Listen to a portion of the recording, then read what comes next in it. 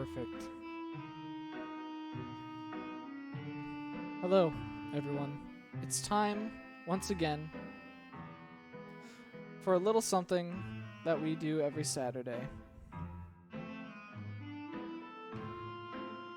Spooky story time. And on this spooky story time, we're going to be reading something actually spooky. We're not going to read some stupid bullshit like Sonny the Tragic Clown. Or I Know What You Did to That Drug Dealer. Which is a fucking golden name. But we're not fucking around this night.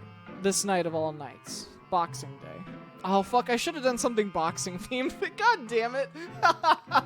That's in the past because it's spooky story time. And we're gonna read something scary. Tonight, on Spooky Storytime, we're reading Max and Jimmy.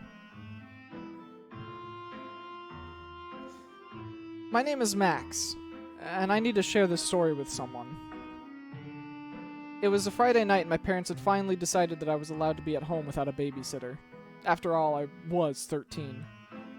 Mom kissed me on the lips and handed me some money to order a pizza, while Dad lectured me for the 100th time on the speed dials saved in the phone for emergencies. They were headed out to their book club, in quotations, like every Friday, but I knew they were going out to drink. Nobody leaves a club about books in that good of a mood. I don't know, it could have been a good book. You never know, Jimmy. Don't be a piece of shit. Max is his name. On the lips. Listen, I've I've added some creative direction. It said Mom kissed me on the forehead, but I'm fucking breaking the immersion. Anyway, my older brother Derek was at summer camp for the week, and I couldn't wait until I was old enough to go as well. He always told me great stories about hiking late at night, telling scary stories, sneaking off with the girls to the lake. But that was still 2 years away. After my parents left, I picked up the phone and ordered a pizza. A large deep dish with everything but mushrooms. Yuck. Yeah, he's 13, alright. He told me he would be there in about half an hour, so I hung up and switched on the TV. Late night TV was always so boring. Long talk shows, fat cops making jokes. Fuck yeah, Max! Fuck the police. And confusing shows about doctors. After about 5 minutes of surfing channels, I decided to switch on the NES. Double Dragon 2 was in the system. It was one of mine and Derek's favorite games. I plugged in my NES Advantage controller and got ready for some arcade action. But after switching to channel 3 on the television, the video was all mixed up. Random squares and pixels popped out of the screen. And it... Sorry. And the title no longer said Double Dragon. It said Dooble Doo Goo. Dooble Doo Goo.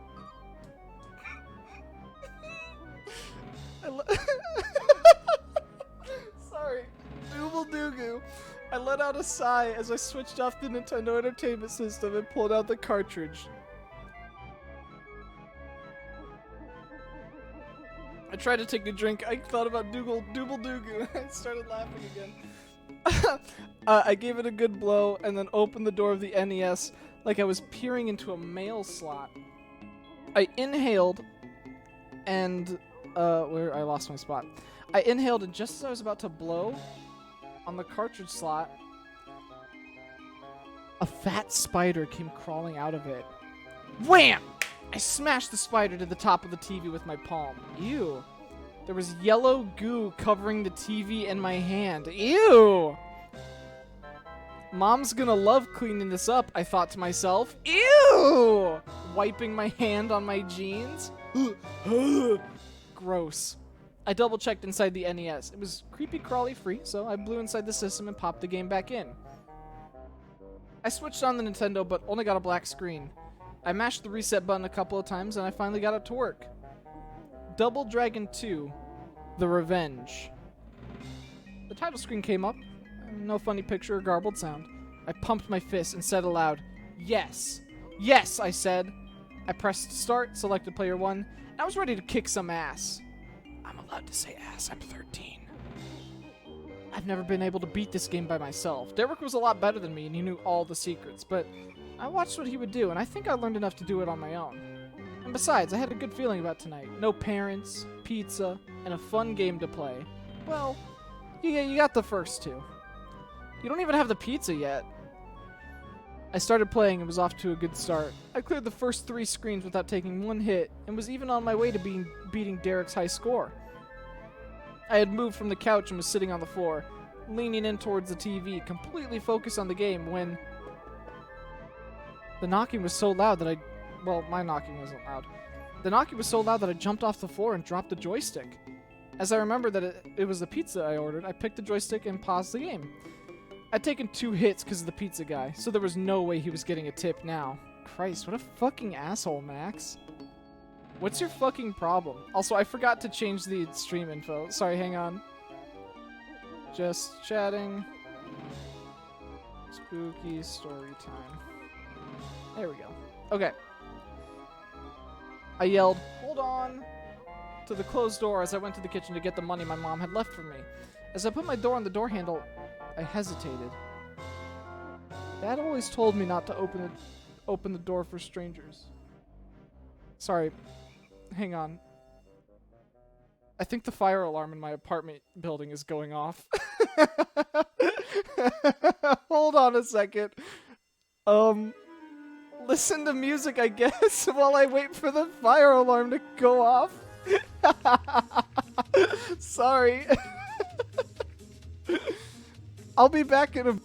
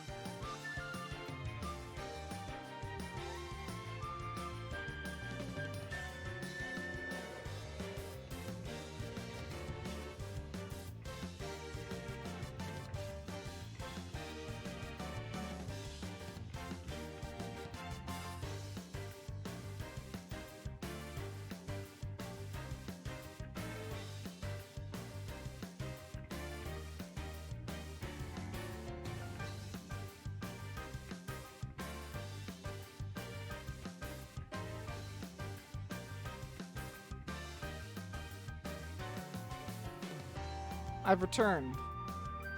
So our apartment building has this really fun feature where if water leaks in from the ceiling because it's raining out, if water leaks in, it will trigger the fire alarm. Kind of the opposite of what the fire alarm is supposed to, like, do. Oops. That's just how it goes. I'm really sorry about that. Can't really control that. But we just want to make sure it wasn't, like, a legitimate fire. But now it's time to get spooky. Okay, where were we?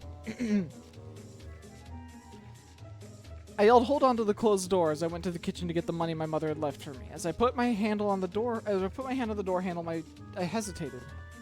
Dad always told me not to open the door for strangers. I had ordered the pizza, but what if this wasn't the delivery man? I couldn't remember how long it had been since I ordered, and I wasn't tall enough to look through the glass at the top of the door. Instead of opening the door, I asked, "Who is it?" No answer. I asked again, "Who is it?" in a louder voice this time. No answer. He must have heard me. I was about to repeat myself for a third time, and the stranger knocked again. I was startled by this, and I almost leaped back from the door. The only thing keeping me in place was my firm grip on the handle, which was beginning to feel slippery as my hand was sweating. Whoever this was, pizza man, stranger, or something else, they couldn't hear me. Or they could, but they weren't answering. Against my father's lecture, I began to turn the handle. As the door moved open, a spear of soft yellow light widened across the floor from the outdoor porch light. I opened the door a few inches and then slowly peered around it to the figure on my porch. Backlit in yellow light, his face covered in shadow, he loomed over me and slowly turned his head to bring his gaze to mine. My eyes adjusted to the darkness, and I saw that the shadowy person before me was, in fact, the pizza man. He wore headphones that were so loud I could almost make out the song from where I was standing. "Hey, little dude, where's your mommy at?" he asked me, pushing his long hair from in front of his face. "Gone," I said, and I handed him the money for the pizza. He pulled the box from the bag that he was carrying and handed it to me. Before giving him time to count the money and notice there was no tip, I said, "Thanks," and I turned away from him and closed the door with my foot. I brought the pizza box to the kitchen and opened it up. Immediately I could tell something was wrong with it, but I couldn't figure it out. Grabbed a plate from the sink, turned back to the pizza. That's when I noticed it. I slowly approached the box and looked at the pizza. My stomach began to turn as I looked at it, and I noticed it had mushrooms. Gross! Oh well, it still looked delicious. Why the fuck did you dedicate a paragraph to that? I piled 3 slices onto my plate and carried it to the living room where my game was still paused. I began eating the first slice and looked up at the screen. I can't believe that stupid pizza man made me take 2 hits! I'd been doing so good, but I still might be able to beat my brother's score. After finishing the slice, I grabbed my joystick and unpaused the game. There was one enemy on the screen, so I went to give him the old flying knee and finish off the level. When I noticed it wasn't an enemy, it was Jimmy. He's the character you play as with the second controller. I figured the game had glitched, but I wasn't about to reset it now. It took so long just to get it to work, and I was doing better than I ever have. I tried moving to the right, then left, but Jimmy wouldn't move. He just sat there. I tried punching and kicking him, but nothing happened. I was determined not to reset the NES, and instead I plugged in a second controller. I pressed buttons on the Player 2 gamepad, but Jimmy still wouldn't move or punch or do anything. I grabbed my advantage and tried to move on the right of the stage. "Come on!" I yelled, completely frustrated with how the game bugging out when I was doing so well, and the Jimmy character began walking to the right side of the screen. I stared at the screen, baffled. Did Jimmy just listen to me? As Jimmy reached the edge of the screen I was on, the game continued. We were at the next area, and enemies began closing in on us. I jumped into action, fighting off enemies on the either side of the screen. And when I finished off the last one, I looked over and was astonished to see that Jimmy was fighting off enemies to the left. He was doing much better than me. I jumped over their heads, landed flying knees, and threw like it was nothing. I cheered him on. Yeah, get him, AI! When the last of the enemy of the screen was cleared, we both moved to the right. I wasn't sure if the game had glitched and taken over the second player or what, but I wasn't about to argue. We were doing great. The character of Jimmy was so good. I was able to set my controller down and eat, and he would fight off everyone that came after me. We fought off countless waves and eventually came to the helicopter level. I hated this level because the door would open, and if you weren't careful, it would suck you right out and you'd lose a life. But I had the secret. Derek would always use the secret on this level and never told me how, but if you paused the game for exactly 10 seconds, then unpaused it, the door would close, and you wouldn't have to worry about being sucked out. Is that true? I've never played Double Dragon 2. Time to show this Jimmy character who the master is. The helicopter door opened and the characters began sliding towards it, ready to be sucked out into the clouds.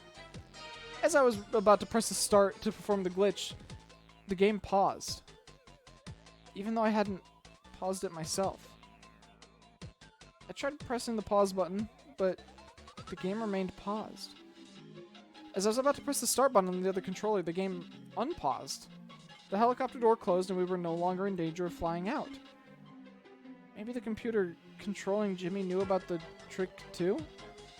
Derek has always told me that he and his friends were the ones that figured it out, and he couldn't tell me because nobody knew about it yet. I was staring at the screen confused while Jimmy fought off the enemies still aboard the helicopter with us. I shook off my confusion and jumped back into the fight. Me and my mystery partner were kicking ass and taking names, clearing level after level, and before long we were at the final stage. This was it. My brother and I were never able to finish the final boss, and he used to swear at the TV and state that the game cheated. We always got so close, but we could never do it. I was feeling confident this time, and I rushed right in. We were doing it. Me and my best friend Jimmy weren't getting touched and dealing loads of damage to the final boss. With one final kick, I finished off the boss, leapt to my feet, and I shouted, "Fuck yeah!" Good thing my parents weren't home. The credits began to roll and I stuffed my mouth with pizza, so excited to tell everyone that I had beaten the game. Especially Derek. Man, was he going to be mad that I was able to beat it without him? I probably won't tell him about the Jimmy glitch, because then he'll say it doesn't count. He's going to be so jealous. What if it just, like, ended there? What if it just, the story just ended there? The credits ended and I was brought back to the title screen of the game. I switched off the Nintendo and flipped the TV back over to the cable box. It was the same dumb doctor show, and a lady was crying on screen. I brought my plate into the kitchen, set it back in the sink. Just then the front door opened. It was only 9 o'clock, way too early to be my parents. I walked back into the living room and looked towards the door. It was my parents. I assumed they were home early, and they didn't seem to be in a good mood as they were, you know, after book club. Fuck Derek. Stupid ass. I ran to my mother, smiling, and hugged her. "You'll never believe what happened, Mom," I exclaimed. That's when I noticed she wasn't just in a bad mood. She was crying. I looked up to my dad, but he was staring straight ahead with a somber look on his face. My mother knelt down beside me and placed a hand on each shoulder. "I love you, son," she said through her tears, and I stared back at her with a puzzled look. And she stood up and walked to the kitchen. I mean, yeah, I beat Double Dragon. There was no reason to cry about it, though. I turned my head to watch her walk past me and into the kitchen, while my father knelt by my side like Mom had done. I turned to look at him. This time he was looking me in the eye. He opened his mouth to speak, hesitated, and then closed his mouth. He opened his mouth again and spoke in a low voice, barely over a whisper.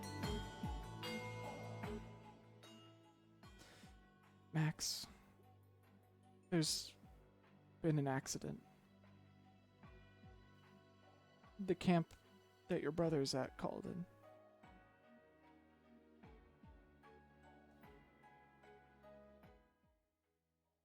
Derek passed away today."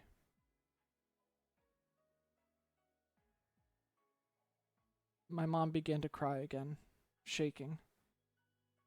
I felt her grip tighten on the back of my shirt. How could Derek die? He was just a kid like me. Kids can't die? My father looked back at me and asked very simply, "Do you understand, son?" I stared at the NES.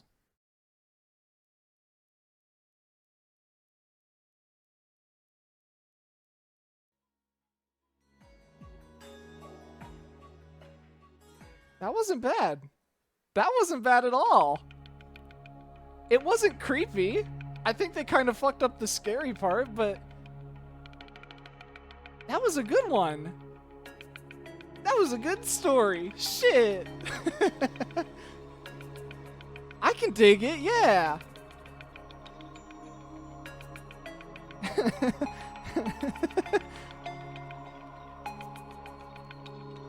Mukagus commented, "I think I get it. His brother was the pizza man."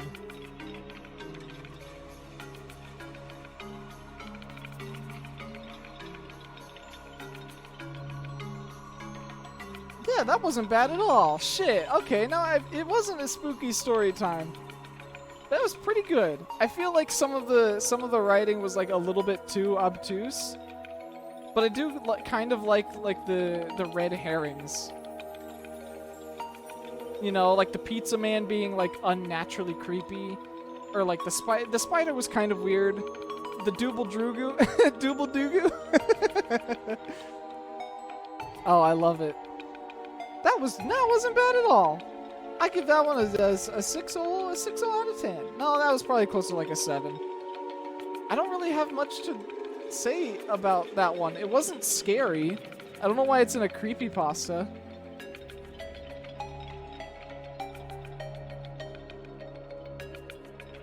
But damn, you know, that was a good one. I feel bad that it kind of got interrupted by my fucking building's fire alarm.